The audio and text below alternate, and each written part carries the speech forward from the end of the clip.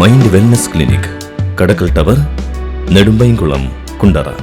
Contact number 7907604850. Grow self എന്ന നമ്മുടെ YouTube channel പരമ്പരയിലേക്ക് എല്ലാവർക്കും ഒരിക്കൽ കൂടി സ്വാഗതം. ഞാൻ തോമസ് സർവീസ്.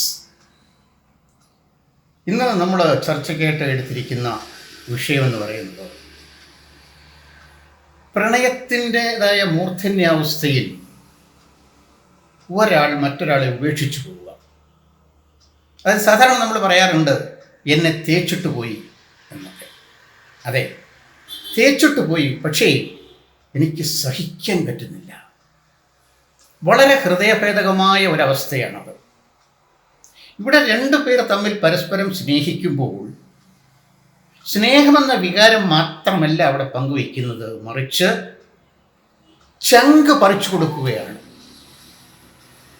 ഹൃദയംഗമായി സ്നേഹിക്കുകയാണ്, ആത്മാർത്ഥമായി സ്നേഹിക്കുകയാണ്. നീ എൻ്റേതാണ് എന്ന് ഉറച്ച് വിശ്വസിച്ച് പരസ്പരം ഒന്നായി തീരുകയാണ്.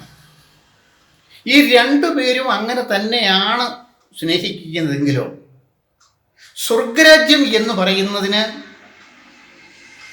മറ്റൊരു തലം നമ്മൾ തേടിപ്പോകേണ്ടതില്ല. അവിടെയാണ് യഥാർത്ഥത്തിൽ സ്വർഗരാജ്യം എന്ന് പറയുന്നത്. രണ്ടുപേരും പരസ്പരം ആത്മാർത്ഥമായി ഞാനുണ്ട് നിന്റെ കൂടെ എന്ന് വാഗ്ദാനം നൽകി പരസ്പരം സ്നേഹിക്കുകയാണ്. ചങ്ക് കൊടുത്ത് സ്നേഹിക്കുകയാണ്, മനസ്സ് തുറന്ന് സ്നേഹിക്കുകയാണ്. ആശയങ്ങൾ പരസ്പരം രഹസ്യമായതും പരസ്യമായതും ഒക്കെ അങ്ങോട്ടും ഇങ്ങോട്ടും വിനിമയം നടത്തി അവരെ ഒന്നായി തീരുകയാണ്. അവിടെ ജാതിയില്ല, മതമില്ല, വർഗമില്ല, വർണ്ണമില്ല, വിവേചനമില്ല, നീളമില്ല, പ്രായമില്ല. ഇതൊന്നും ഇവിടെ വിഷയമേ അല്ല. പ്രണയത്തിന് ഇതൊന്നും ഒരു തടസ്സമല്ല. ഹൃദയവും തമ്മിലാണ് അവിടെ യോജിക്കുന്നത്. ഇവർ രണ്ടുപേരും തമ്മിൽ ഒന്നായി തീരുന്ന ഒരവസ്ഥയിലൂടെ മുന്നോട്ട് പോകാം എന്ന് തീരുമാനിച്ച് അവർ അതിനുവേണ്ടി തയ്യാറെടുത്ത് മുന്നിട്ട് പോകുമ്പോൾ എപ്പോഴെങ്കിലും ഒരാൾ മനസ്സിലാക്കുകയാണ്, ഞാൻ വഞ്ചിക്കപ്പെടുകയായിരുന്നു, എന്നെ കളിപ്പിക്കുകയായിരുന്നു, അയാളുടെ സ്നേഹം കാപട്യമായിരുന്നു എന്ന് തിരിച്ചറിയുമ്പോൾ അവിടെ കൊടുത്തിരിക്കുന്ന സ്നേഹത്തിൻ്റെതായ ആത്മാർത്ഥതയുടേതായ രീതിയിൽ മുന്നോട്ട് പോകാൻ കഴിയാതെ അവിടെ തകർന്നു പോവുകയാണ്. ചതിക്കപ്പെടുന്ന വ്യക്തി അവിടെ മുച്ചൂടും തകർന്നു പോവുകയാണ്. വീണ്ടെടുക്കാൻ കഴിയാത്ത വിധം ദുഃഖത്തിലേക്ക് ആഴ്ന്നു പോവുകയാണ്. ഇത് ഒരിക്കലും തിരിച്ച് പിടിക്കാനായിട്ട് നമ്മൾ എത്ര ശ്രമിച്ചാലും വളരെ ബുദ്ധിമുട്ട് അനുഭവിക്കുന്ന ഒരു സാഹചര്യമാണ്. ഇവിടെ ഈ തകർന്നു പോവുക എന്ന് പറയുമ്പോൾ അതൊരു നിസ്സാര കാര്യമല്ല. ഓരോരുത്തരിലും അതിൻ്റെ പ്രതിഫലനം ഉണ്ടാകുന്നത് വ്യത്യസ്ത രീതിയിലായിരിക്കും. ഈ തകർന്നു പോകുന്ന വ്യക്തി ചിലപ്പോൾ അവരുടെ മാനസിക നില തെറ്റിപ്പോയി എന്ന് വരാം. ചിലരെ പൂർണ്ണമായ വിഷാദത്തിലേക്ക് ആഴ്ന്നുപോയി എന്ന് വരാം. ചിലരെ പഠിത്തമോ ജോലിയോ ഉപേക്ഷിച്ചു പോയി എന്ന് വരാം. ചിലർക്ക് ആത്മഹത്യയിൽ ചിലരെ അഭയം പ്രാപിച്ചു എന്ന് വരാം. ഇത് ഓരോരുത്തരിലും ഉണ്ടാക്കുന്ന പ്രതിഫലനം അവരുടെ മാനസിക അവസ്ഥ എപ്രകാരം ചലിക്കുന്നു എന്നതിനെ ആശ്രയിച്ച് ആയിരിക്കും. ഇതിൽ പഠിക്കുന്ന കുട്ടികൾ മുതൽ, സ്കൂൾ കുട്ടികൾ മുതൽ, കോളേജ് കുട്ടികൾ മുതൽ വിവാഹിതരായവർ വരെ കൂട്ടത്തിൽ ഉണ്ട് എന്നുള്ളതാണ് യാഥാർത്ഥ്യം. ഇവിടെ ഒരു വ്യക്തി ആത്മാർത്ഥമായിട്ട് സ്നേഹിക്കുകയും മറ്റൊരു വ്യക്തി അത് മുതലെടുക്കാൻ ശ്രമിക്കുകയും ചെയ്യുമ്പോൾ അത് ഏതെങ്കിലും ഒരു കാര്യസാധ്യത്തിന് വേണ്ടിയായിരിക്കും ഈ പ്രണയം നടിക്കുന്നത്. ഒന്നുകിൽ എന്തെങ്കിലും ലക്ഷ്യം നേടുന്നതിനോ, അല്ലെങ്കിൽ ലൈംഗികപരമായുള്ള ഒരു ആഗ്രഹത്തിനോ, അതല്ലെങ്കിൽ പണം ലഭിക്കുന്നതിന് വേണ്ടിയിട്ടോ, അങ്ങനെ ഏതെങ്കിലും ഒരു ലക്ഷ്യം മുന്നിൽ കണ്ടായിരിക്കും ഈ ചതിക്കാൻ ഉദ്ദേശിക്കുന്ന ആൾ ചെയ്തു കൂട്ടുന്നത്. എന്നാൽ ആത്മാർത്ഥമായിട്ട് സ്നേഹിക്കുന്ന വ്യക്തി ഇതൊന്നും കണക്കാക്കാതെ അല്ലെങ്കിൽ മനസ്സിലാക്കാതെ തൻ്റെ ഹൃദയം നൽകി, തൻ്റെ സർവസ്വവും നൽകി ആത്മാർത്ഥമായിട്ട് അവരോട് അടുക്കുകയാണ്, ഹൃദയം പറിച്ചു നൽകുകയാണ്. ഇത് വളരെ ദയനീയമായ ഒരവസ്ഥയാണ്, തകർന്നു പോകുന്ന ഒരവസ്ഥയാണ്. അത് ഓരോരുത്തരിലും ഉണ്ടാകുന്ന പ്രതിഫലനം ഏത് രീതിയിലായിരിക്കും എന്നുള്ളത് അവരുടെ മാനസികമായ നിലയെ ആശ്രയിച്ചു. ഇതിൻ്റെ അടുത്ത ലെവൽ എന്താണെന്ന് ചോദിച്ചാൽ ഒരു വ്യക്തിയെ പിന്നെ ഒഴിവാക്കുക എന്നുള്ളത്. അതായത് ആത്മാർത്ഥമായി സ്നേഹിക്കുന്ന വ്യക്തിയെ ചതിച്ചതിന് ശേഷം ഇയാൾ അയാളെ ഒഴിവാക്കാൻ ശ്രമിക്കുകയാണ്. അത് സ്ത്രീ ആയിക്കോട്ടെ പുരുഷനായിക്കോട്ടെ. ആ ഒഴിവാക്കുന്നതിൻ്റെ ആദ്യ പടി എന്ന് പറയുന്നത് ഇവർ നിരന്തരം മെസ്സേജുകളോ കാര്യങ്ങളോ ഒക്കെ അങ്ങോട്ടും ഇങ്ങോട്ടും കമ്മ്യൂണിക്കേഷൻ നടത്തിക്കൊണ്ടിരിക്കുന്ന വ്യക്തികളായിരിക്കാം. അങ്ങനെയാണെങ്കിൽ ഈ ആത്മാർത്ഥമായി സ്നേഹിക്കുന്ന വ്യക്തി ഇടുന്ന മെസ്സേജുകൾ അതിന് മറുപടിയായി ചിലപ്പോൾ ഇംഗ്ലീഷിലെ ചില അക്ഷരങ്ങൾ മാത്രം അവർ മറുപടിയായി കൊടുക്കും. എസ് എന്നോ എം എന്നോ എൻ എന്നോ ഒക്കെ കൊടുത്ത് അവരത് കണ്ടില്ല, അല്ലെങ്കിൽ ഞാനിത് കണ്ടു എന്ന് വരുത്തി തീർക്കാൻ വേണ്ടി ചില ഗിമ്മിക്സുകളൊക്കെ കാണിക്കും. രണ്ടാമതായിട്ട് അവർ ചെയ്യുന്നത് എന്തെന്ന് ചോദിച്ചാൽ ഈ മെസ്സേജുകൾക്ക് വളരെ സമയമെടുത്ത് അവർ ചിലപ്പോൾ ഒരു മെസ്സേജ് കിട്ടുന്നു വരാം. ഒരുപാട് സമയമെടുത്ത്, എന്നാൽ ആദ്യം ഇങ്ങനെ ആയിരുന്നില്ല. മെസ്സേജ് കിട്ടിയാൽ ഉടൻ തന്നെ അവർക്ക് കമ്മ്യൂണിക്കേഷൻ നടത്തിക്കൊണ്ടിരുന്ന വ്യക്തികളാണെന്ന് ഓർക്കണം. എന്നാൽ വളരെ സമയത്തിന് ശേഷം ഞാൻ വലിയ തിരക്കായിരുന്നു എന്ന് അവർ അഭിനയിക്കാൻ തുടങ്ങും.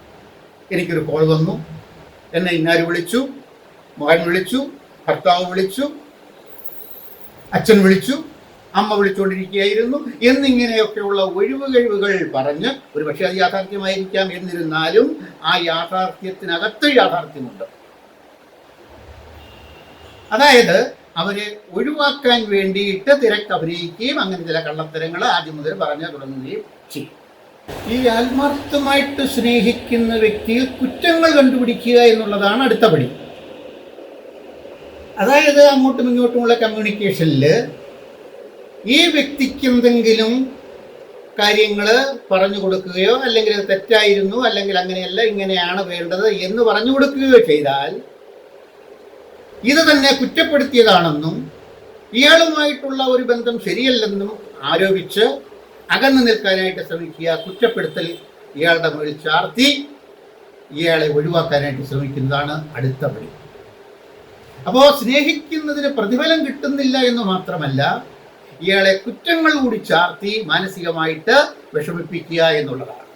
ഇതിനകത്ത് ഒളിഞ്ഞിരിക്കുന്ന മറ്റൊരു കാര്യം എന്ന് ചോദിച്ചാൽ, ഈ പറഞ്ഞു പോയിട്ടുള്ള കാര്യങ്ങളിൽ ഇയാൾ എന്തെങ്കിലും കാര്യമായിട്ട് എടുത്തിട്ടുണ്ടോ?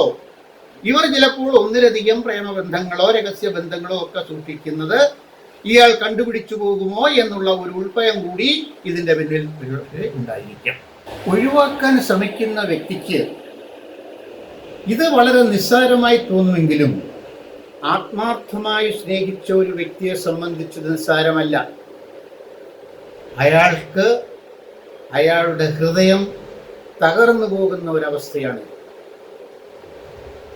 ആ ഹൃദയം തകർന്നു പോകുന്നത് വീണ്ടെടുത്ത് കൊടുക്കാൻ ഒരുപക്ഷെ ഇയാൾക്ക് കഴിഞ്ഞുവെന്ന് വരില്ല.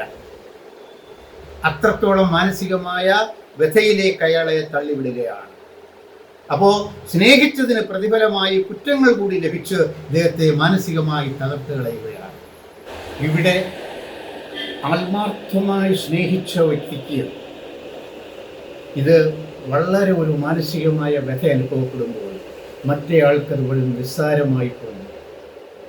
ഇവിടെ തകർന്നു പോകുന്ന വ്യക്തിക്ക് പിന്നെ ഊണില്ല, ഉറക്കമില്ല, വസ്ത്രധാരണത്തിൽ ശ്രദ്ധയില്ല, പഠനകാര്യങ്ങൾ വളരെ പുറകോട്ട് പോകുന്നു, ജോലിക്കാര്യങ്ങളിൽ ഉന്മേഷമില്ല, ജോലി കൃത്യമായി ചെയ്യാൻ കഴിയുന്നില്ല, മറ്റാളുകളെ ഫേസ് ചെയ്യാൻ കഴിയുന്നില്ല. ഇങ്ങനെ അയാൾ മാനസികമായി ആകെ ഒരു ഡിപ്രസീവ് മൂഡിലേക്ക് നീങ്ങിക്കൊണ്ടിരിക്കുകയാണ്. ഇവിടെ ഞാൻ ഒരു കാര്യം വ്യക്തമായി പറയട്ടെ. നിങ്ങൾ മാനസികമായി തകർന്ന ഒരു വ്യക്തിയായിരിക്കാം, പ്രണയ ജീവിതത്തിൽ ചതിക്കപ്പെട്ട വ്യക്തിയായിരിക്കാം. എന്നിരുന്നാലും മറ്റേ വ്യക്തിയോട് നിങ്ങൾ പകരം ചോദിക്കാൻ പോകരുത്. ഹൃദയംഗമായി സ്നേഹിക്കുന്ന വ്യക്തികൾ ഹൃദയ നൈർമല്യമുള്ളവരാണ്. അവരുടെ കണ്ണുനീരിൻ്റെ ഫലം അവർക്ക് ലഭിക്കുക തന്നെ ചെയ്യും. ആയതിനാൽ നിങ്ങൾ പകരം ചെയ്യാനും പ്രതികാരം ചെയ്യാനും പോകരുത്. പൊന്നയെന്നും മുട്ടയെന്നും ചക്കരയെന്നും ഒക്കെ വിളിച്ച് ആത്മാർത്ഥമായിട്ട് ഹൃദയം പറിച്ചു നൽകിയപ്പോൾ ലഭിച്ചത് ഇതാണ് എങ്കിൽ നിങ്ങളുടെ ഹൃദയ നൈർമല്യത്തിന്, നിങ്ങളുടെ കണ്ണുനീരിന് പ്രതിഫലം ലഭിക്കുക തന്നെ ചെയ്യും എന്ന് ഞാനിവിടെ ഉറപ്പിച്ചു പറയട്ടെ. ഇതിൻ്റെ പേരിൽ പ്രതികാരമരുത്. ഓടിച്ചാടി മറ്റൊരു പ്രണയബന്ധത്തിൽ പോയി എടുത്തു ചാടരുത്. ഇത് ജീവിതത്തിൽ ലഭിച്ചിരിക്കുന്ന ഒരു പുതിയ പാഠമാണ് എന്ന് മനസ്സിലാക്കുക. നിങ്ങൾ കൊടുത്ത സ്നേഹത്തിന് തീർച്ചയായും പ്രതിഫലമുണ്ടായിരിക്കും. ഒരു സ്ത്രീയെ മനസ്സിലാക്കാൻ ഒരു പുരുഷനും സാധിക്കില്ല. എന്നാൽ ഒരു സ്ത്രീയെ ഏറെക്കുറെ മനസ്സിലാക്കാൻ മറ്റൊരു സ്ത്രീക്ക് സാധിക്കും. എന്നാൽ ഒരു സ്ത്രീക്ക് ഒരു പുരുഷന്റെ ശക്തിയും ബലഹീനതയും മനസ്സിലാക്കാൻ സ്ത്രീക്ക് സാധിക്കും. ഇത് ഒരു തത്വമാണ്, ഓർത്തിരിക്കുക. ഇവിടെ ഞാനൊരു കാര്യം വ്യക്തമായി പറയട്ടെ. മാനസികമായ വ്യഥയിലൂടെ കടന്നു പോകുന്നവരാണോ നിങ്ങൾ? ഇതിൽ നിന്ന് മോചനം നേടാൻ ആഗ്രഹിക്കുന്നുവെങ്കിൽ തീർച്ചയായും അതിന് വഴികളുണ്ട്. ഇതിൽ നിന്ന് നിങ്ങളെ കരകയറ്റുന്നതിനായിട്ട് നല്ല ടെക്നിക്കുകൾ ഇന്ന് നിലവിലുണ്ട്. ഇതിന് കൗൺസിലിംഗ് മാത്രം പോരാ, ചില ടെക്നിക്കുകൾ അപ്ലൈ ചെയ്യേണ്ടതായിട്ടുണ്ട്. ആ ടെക്നിക്കുകൾ അപ്ലൈ ചെയ്തുകൊണ്ട് ഇതിൽ നിന്ന് പൂർണ്ണമായി സന്തോഷമുള്ള ഒരു ജീവിതത്തിലേക്ക് മടക്കിക്കൊണ്ടുവരാനായിട്ട് സാധിക്കും. ഈ ടെക്നിക്കുകൾ സ്വായത്തമാക്കിയിട്ടുള്ള ഒരു നല്ല മനഃശാസ്ത്ര വിദഗ്ധന് നിങ്ങളെ സഹായിക്കാൻ കഴിയും. നിരാശപ്പെടേണ്ടതില്ല. ജീവിതം ജീവിക്കാനുള്ളതാണ്, സന്തോഷത്തോടെ, സമാധാനത്തോടെ. എല്ലാവർക്കും ഒരു നല്ല ദിവസവും ആശംസിച്ചുകൊണ്ട്, ഒരു നല്ല ജീവിതം ആശംസിച്ചുകൊണ്ട് ഞാൻ